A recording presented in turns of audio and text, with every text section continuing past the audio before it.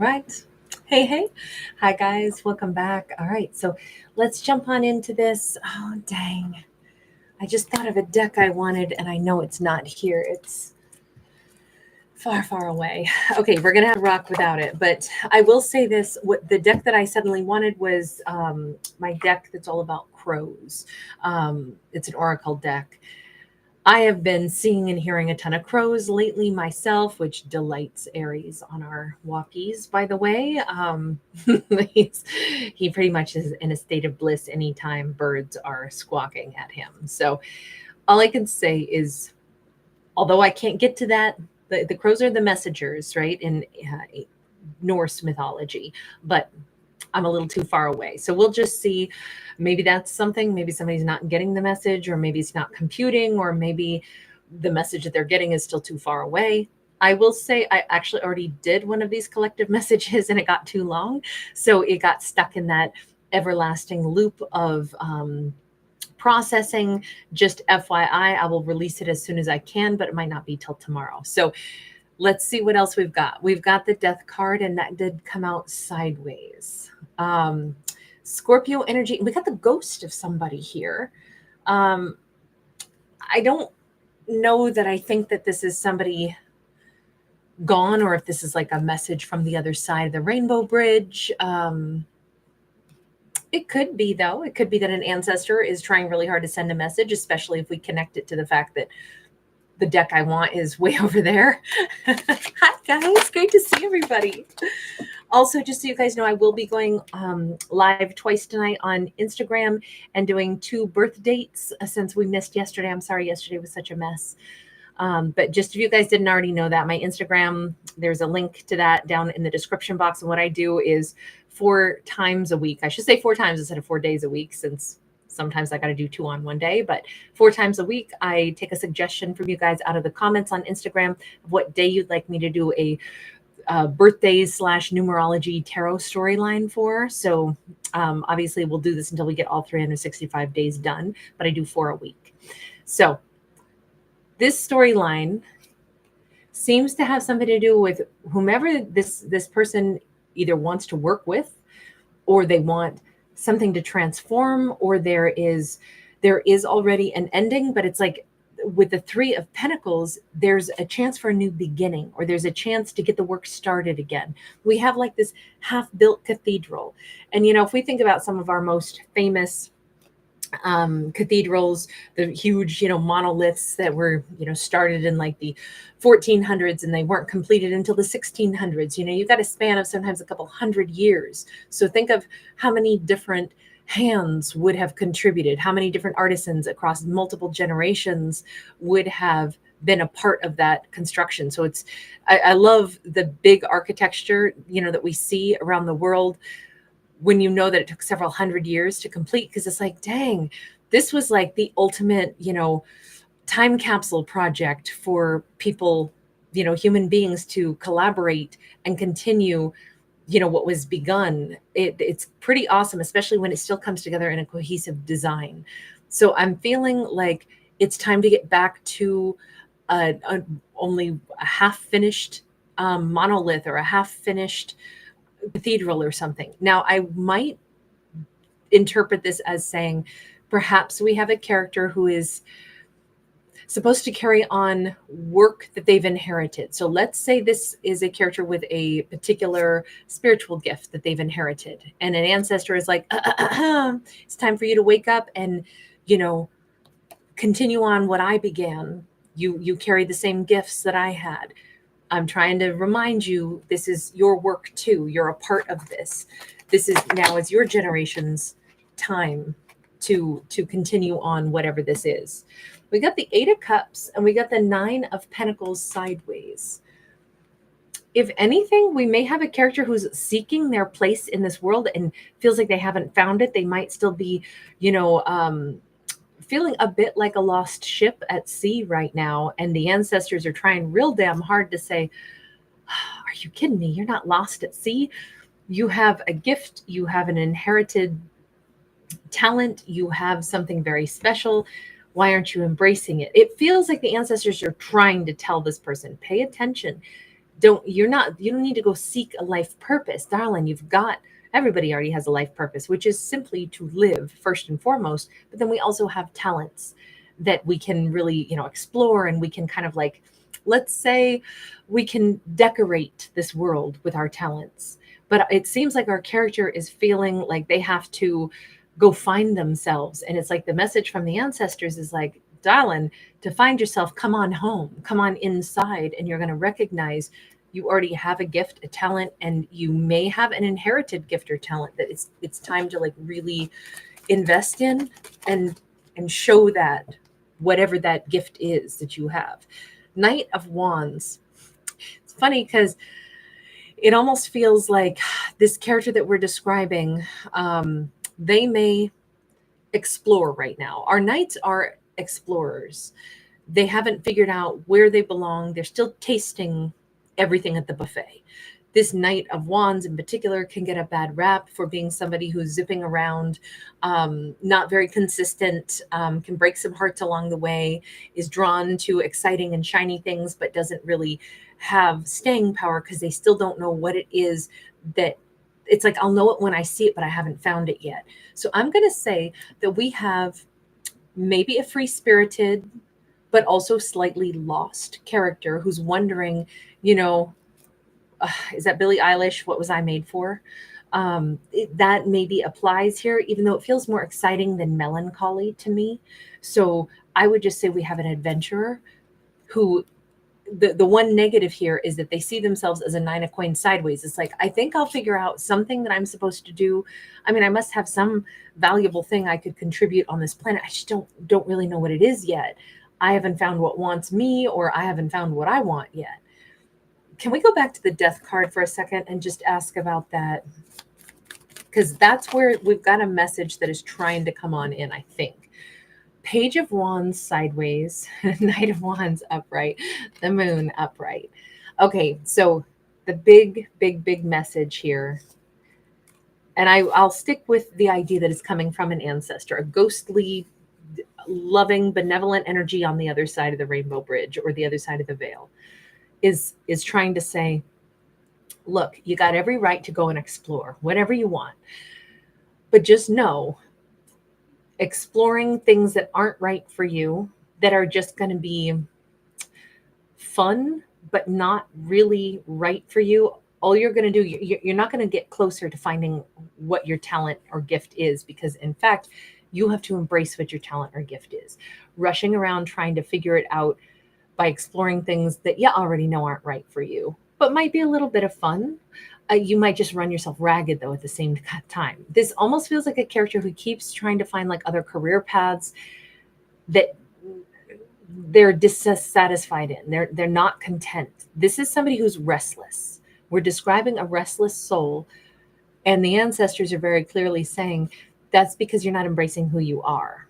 You're not embracing the truth of, like, you already know inside yourself. You know you're super gifted. You know you have something huge to do, but you're trying to hide from that and go find something outside of yourself. And that's why, yeah, it's fine. You can go and explore all you want, but just know it's not going to get you the answer that you're looking for, because the answer is already in you. So embrace yourself, embrace what you are. So what are they, ancestors? Since you're in a chatty mood, can we ask? Can we be blunt here? This is, you got to go home. This is, look, whatever this is, I'm going to stick by my original assumption that we have a character that is extremely gifted and has inherited something. You see the length of the beard and the hair, and this person could be very talented in like spiritual, we'll say magical ways. This could be a divine masculine that we've been talking about. Their ancestor may be a divine feminine. This could be a mother figure, grandmother figure, but it's somebody who is pointing out to them there is a sense of like otherness or like misunderstood, or like, what I'm trying to find is where I belong. Why am I even here? And yet this character, for a very long time, they have been like of a lineage, perhaps, of either family members, or maybe we should just say beings, that all belong here on earth, but they do have a purpose. And maybe it's to like be more grounded. Maybe it's to bring some kind of groundedness to earth. That Five of Pentacles is always going to be something more tangible, something more resource oriented, or like I said, earthy, grounded. Um, if this character is like, maybe they're a shaman, maybe there's somebody who could work with that kind of energy. Oh, Two of Cups. So they do need their other half, perhaps, to help them get grounded. Is that really why they're restless, especially right now in their life? My impression is that we have a character who's very gifted, very charismatic, has possibly done a lot already in their life. They're probably not a fearful person. They probably are willing to take some risks. They're probably willing to push boundaries, go into the unknown. They could be fairly artistic, but they're restless because they still haven't found the partnership that will help ground them and what they're really maybe hungry for, and the chapter of their life that will be the best, that they will blossom the most in, will be once they have their divine counterpart. They actually want somebody who feels like home. They came into this lifetime to reincarnate to find that other person that will make them feel like they're home. This is somebody who would benefit from having, like, let's think of it in music. If you look at musical notes, or if you think of it like woofers and tweeters, bass and treble. If you think of it like that, we want those complements. We want the high notes, we want the low notes, we want the melody, and we want the harmony. We want to have that complement. And music is so much richer when you have, the multitude of sounds that are complementing each other. I feel like that's basically what they're actually missing, but they keep going outside of themselves and trying to find it in other, maybe this is why they can't find the right job. Maybe that's not what they're actually looking for. And I'm not saying that their life purpose is just to go have a romance. That oversimplifies this to such an extent. I'm just saying this is a man who needs their partner so that they have something to fight for, a home to build, something that makes them say, this is why I do this. He needs that right now, but he's instead kind of adrift and looking outside of himself going, I don't know, I'm just restless. I don't know, like, maybe I should change jobs, or maybe what the job I'm already in, even if I'm super talented at it, it's kind of lost its shine for me. I'm hungry for something. I don't know what it is. It's like, when you wake up in the middle of the night like a rabid raccoon and you go down and you're fumbling through your kitchen because you're like, I need a snacky. I just don't know what snacky I need. And it's like, well, hang on. If you can't figure out what's going to like quench that hunger, maybe it's not hunger, maybe it's thirst. Maybe you're mistaking what these signals are. You want something, but what is it really? Did you not eat enough protein in the day? Are you hungry for that? Like what is it that you're rummaging for? That this person is in rabid raccoon mode. They're rummaging instead of answering the more important question, which is, what would ground you? Why are you out looking for everything? What is it that you really want to be grounded by? And in this case, it says he wants his other half. This is a man who needs something to fight for, or someone to call home, or some place to be. Maybe it's the time of their life. Maybe this is when his like more shamanistic powers will come more to the forefront.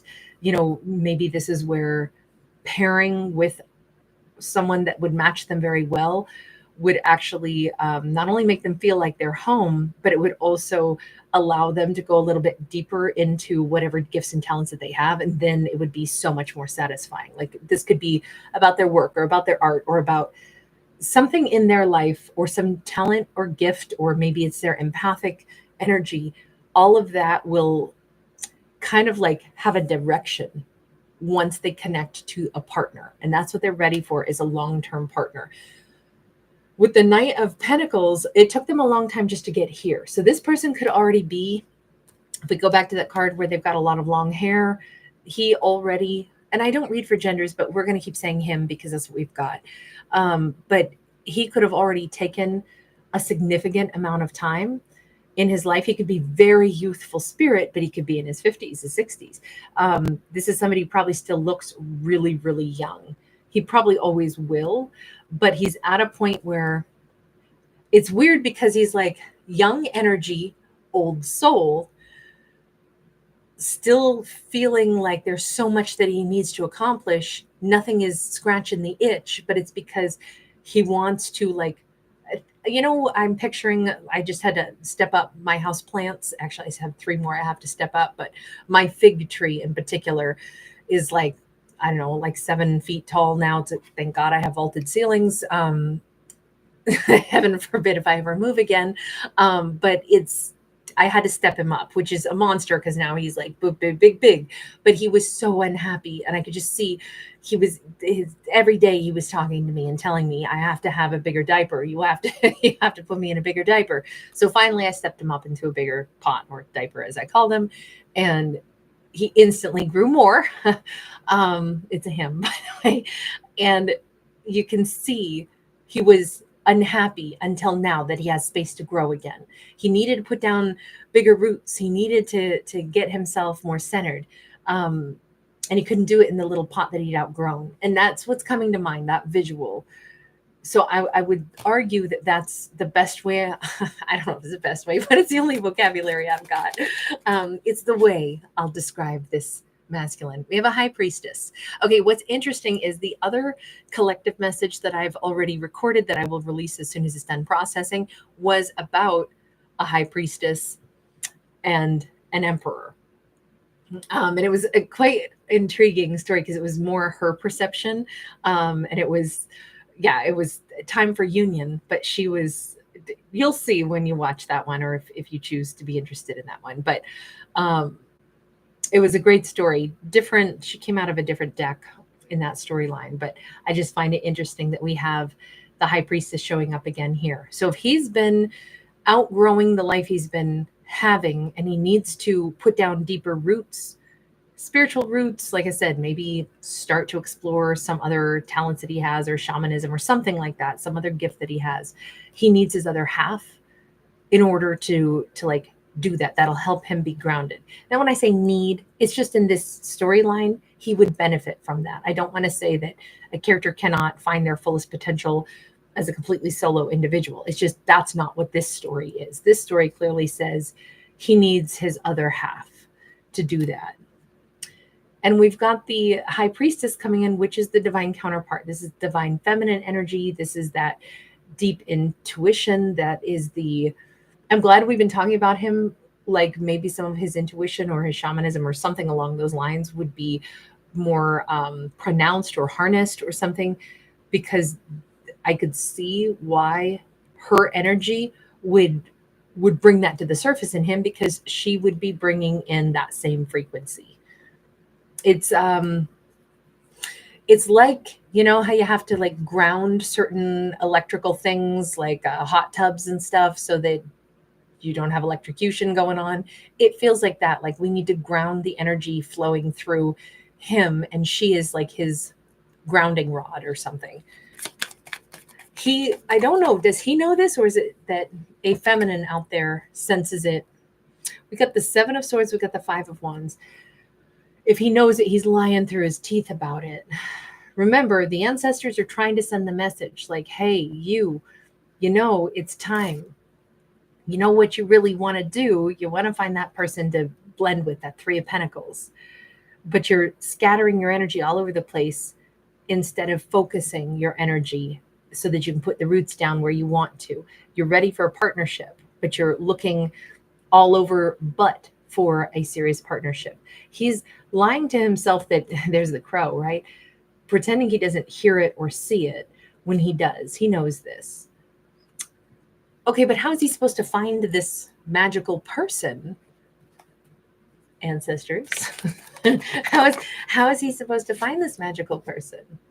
9 of Pentacles. There's something, just like with the high priestess, it's about the subconscious. It's about the internal. And if you look here, we have like a Kundalini awakening, or maybe we could look at this as the chakras being aligned. Of course, anytime I say that, I always think of that song by Talk, T-A-W-K. I want to touch all your chakras. I love everything he does. They're all slightly sleazy. songs, maybe. I don't know if that's a fair characterization, but definitely like sexy tunes, but great voice and actually very interesting lyrics, or sometimes witty, or just sometimes very heartfelt lyrics. But that song comes to mind. So does Flame, though, by Talk also. And that is Wait for Me When You See My Flame. It's the same.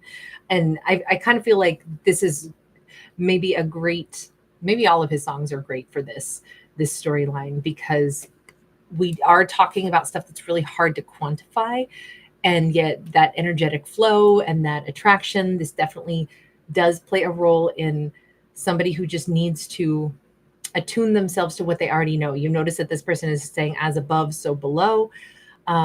This is a 9 of Pentacles, which would normally be somebody who's looking for internal like value, knowing what their worth is. But that's not in this deck. That's not what we're talking about. We're talking about somebody who needs to just like click their energy into place, and they will have a much easier time finding this person. It's like they already know who she is, where she is, or they could reel her in really easily. Like I'm picturing, look, I've never been fishing in my life, to be completely honest.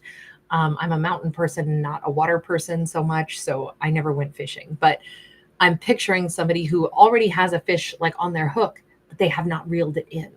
And I'm not saying she's a fish to be hooked, but I'm saying there's a tether that is already connected to his divine counterpart. All he has to do is say, yes, I do want this. I would like to receive this person that will match me. I receive them now. Instead, he's running around everywhere but on his fishing boat. He's not attending to his fishing pole. He is everywhere else. And he needs to just like bring it on in and be like, no, I'm ready for this. Once he acknowledges this, I think he will have no problem meeting her. Him, her, whomever. 4 of Wands sideways. Yeah, it's this is a marriage card. I love the fact that they chose to describe it as the tree of life and a beautiful, I don't know if this is sequoia or ponderosa pine. I really can't tell the bark well enough to say with certainty, but one of those two. One of the really, really tall variety. I love the fact that it's this 4 of Wands, instead of it being like a card of marriage or of like balance, it's a card that shows what our tree of life should be when we are, again, putting down roots and we have the right, I'll say, like, let's put it this way. For any plant to grow optimally, it has to be in the right soil. It might need more acidic soil, or, maybe it needs to be in a more moist environment, or something, that's more loamy soil, or whatever it may be. But for him to have this kind of relationship, she like basically is the soil, or she is the, I don't want to call her the fertilizer, but let's say she is the nitrogen, or she is the something that will be of benefit to this. Like the two of them would have a really great, even symbiotic relationship. Like his tree of life would be blended to hers, and it would click, and there would be greater growth, and the roots would stabilize, and there can be a huge growth spurt for his life, for his spirituality. It just kind of feels like he just has to acknowledge that that's actually what he's hungry for. And I think it would be a lot easier to spot what it is that he's looking for. I feel like she must be near him then, right? This high priestess must be very close or on his radar somehow. She cannot be that far away. Can we see anything about her distance or proximity? We've got the Hermit. She could be a Virgo. We've got the 6 of Wands in the reverse. 6 of Wands in the reverse is somebody who may be very humble. They may have had some significant setbacks or losses in their life, or they just are very unconcerned with ego to a certain extent. A hermit, when somebody goes on their hermit's journey, we can look at it in a couple different ways. We can say, oh, did something happen to that person where they had to retreat and they had to go find themselves? Or we can say, maybe this is a person who's like, you know what? There's so much more important stuff in life than ego. I honestly just don't care about it. I care about figuring out like more about the universe and how that works and what's my role in it. And I'm busy, exploring the cosmos and learning about how the solar system works and, studying things that are, of great importance, because life is not about whether or not we're popular, and it's not about whether or not everybody's paying close attention to us and wanting to be like us. I care more about like, how's this whole thing we call life work. So I could see that this hermit's journey is less about somebody who's like, oh, I was tragically wounded, I have no self-confidence, I have to go off and figure out if I'm important. This hermit is sideways, so I really have a hard time believing that she's come across as a high priestess. This is somebody who's already figured out some of the secrets of life, especially the ones that you can't quite describe with words. I kind of feel like she's already beyond some of the superficial concerns and is just kind of like out there marveling at the universe. Or even here, we see that we've got these ocean waves, but then we also have, instead of like a face, somebody's like breathing their breath of life right into like the world and right into existence. It's like, I feel like she's pretty evolved already and is having more fun, like exploring what life means instead of being hung up on ego. I really just don't think ego factors in for her. This is a very comfortable person, which again, maybe it works because she already was a high priestess. The high priestess, they're already a little detached from the earthly plane, just a smidge, right? That argument that the original the Greek philosophers were always having, is mankind, womankind, whatever, is humankind, are we mortals having a spiritual experience? Or are we spiritual beings having a mortal experience? Which of those is true? And I've always thought it's somewhere in between. We kind of like undulate between both of those. And I kind of feel like this is a great way to describe her, because although she is obviously, walking on this earthly plane, she also kind of floats above it at the same time. It's hard to describe a high priestess because they deal in what's felt and tangible, but at the same time intangible. Kind of like how light can be a wave and a particle. Two things can be there. Two things can be true. So this storyline, whoever she is, she's already somewhere not too distant from him, but she's probably not marching her way into his life.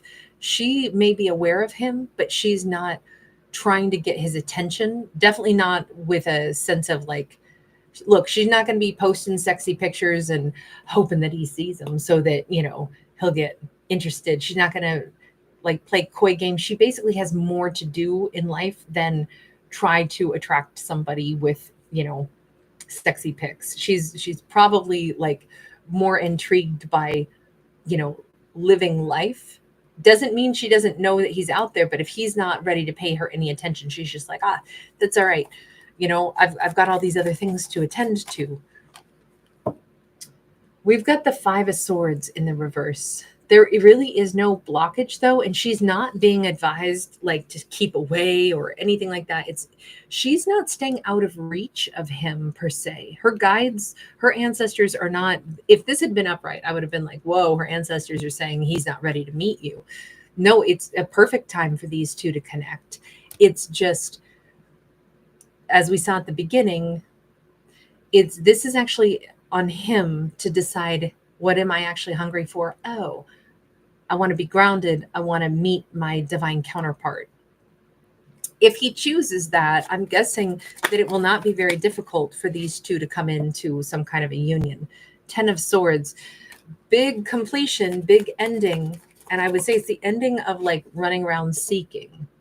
4 of Cups, feeling like there's some missed opportunity or something that he didn't accomplish yet. If that's what this is, I'm not going to say that it's like midlife crisis that he's in, but it almost feels, we already said that he could be a little bit older, a little bit more mature age, but still feeling like, what is it that I haven't done yet? What am I looking for? We saw him kind of scattering his energy. If it's that he's been feeling like somehow I messed up, somehow I didn't I didn't do enough yet with my life. That's false. First off, I'm sure look, if just the act of us living, that's it. We already won the game of life. We're here, we're breathing, we're winning. But what it is, I think, is this misplaced sense of there's something I'm supposed to do. All it is he's supposed to put down some deeper roots and grow with somebody that will allow like a whole other facet of his character to really blossom, to finally like merge with maybe a person that he can really expand who he is with. And that seems to be with this high priestess. That would make sense to me, because if she's kind of already, she may need him to kind of hold her down a little bit, to be honest, because if she's out there, like I said, kind of floating above the earth, and he needs to put down more roots, and it feels like the two of them could anchor each other while simultaneously like helping each other to open up their minds. This feels very spiritual, and like the best of both of them would suddenly be like new genetic expressions, or new energy would come from both of them. They could both connect, and they could become more than who they currently are because of that wonderful balancing act. Like if you've ever watched those